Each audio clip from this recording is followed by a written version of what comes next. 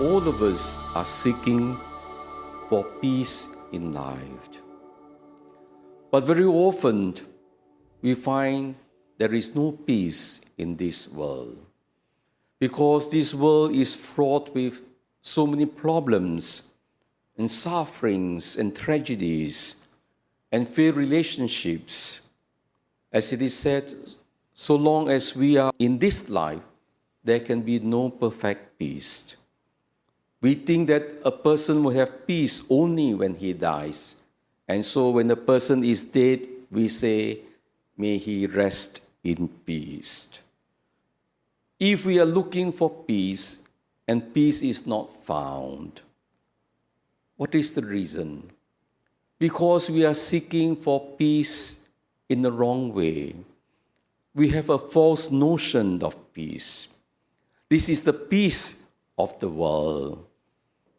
Peace for the world means that there will be no more problems in life, no challenges, no difficulties, no need of any sacrifices. The peace of the world is you just look after yourself. You just enjoy your own life. Take care of yourself. Don't worry about what is happening in the world. Don't worry about those who are suffering, those who are poor. Live your life quietly. Enjoy your life.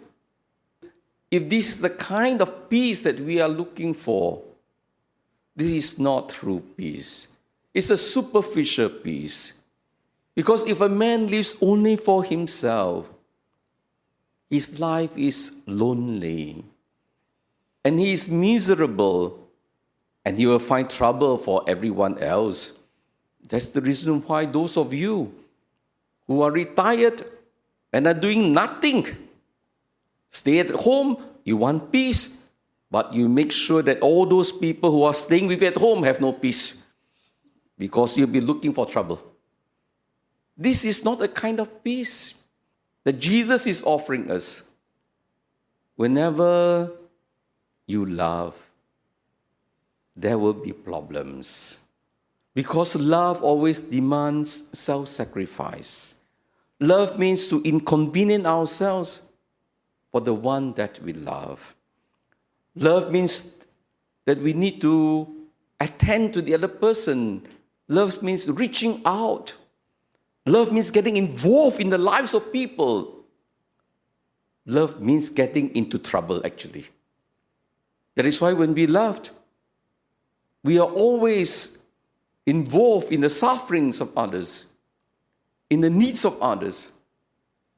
Only a person who does not love, in that sense, does not get involved in the lives of people.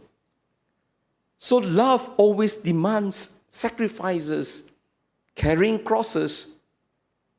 And why do we do it? For the love of those people that we want to care for. And it is love that gives meaning in life. It is love in spite of its tensions. It is love that gives us peace. Without love, there is no peace.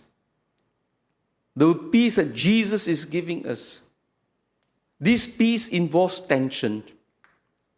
It's a dynamic tension. Without tension in life, there is no growth. If you don't exercise your body, your muscles will be weak and you will fall sick. If you don't exercise your brains, if you are not creative in your thinking, you will be demented in no time. And it's the same in life. If there are no challenges, if there are no sufferings, there will be no growth. That is why even in this COVID-19 pandemic, yes, we have gone through a lot of inconvenience and sufferings, but it is not all negative.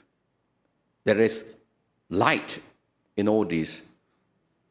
The COVID-19 pandemic has forced us to think out of the box, to come out of our boxes. Otherwise, we have been living a life that is routine, so used to doing what we have been doing, until now that we are challenged We need to think creatively how to continue to be connected with our loved ones, to be connected with our people, with our colleagues. How can we continue to evangelize? And all these things involves tension. What is this peace that the Lord wants to give to us? Where does this peace come from? The peace that Jesus speaks about is the peace that comes about doing His Father's will. It is doing the Father's will that gave Him peace. And what is the Father's will? The Father's will was simply that Jesus revealed His love for the world, for us all. So peace comes from doing God's will, and doing God's will is nothing else but simply loving God, loving our brothers and sisters.